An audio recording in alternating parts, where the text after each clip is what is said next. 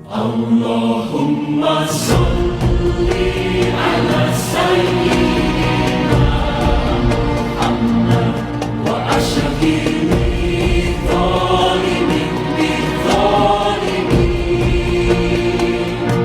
wa akhrijna min bainihim salimin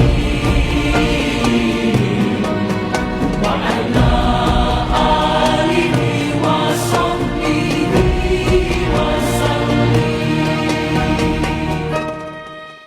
Assalamualaikum teman semuanya, semoga kita selalu dalam keadaan sehat. Diubah menjadi lantai marmer dan dilengkapi dengan 12 payung elektrik untuk melindungi jamaah dari panas sinar matahari. Perluasan ini selesai pada bulan Mei tahun 2017 pada masa pemerintahan Zaini Abdullah tahun 2012 sampai tahun 2017.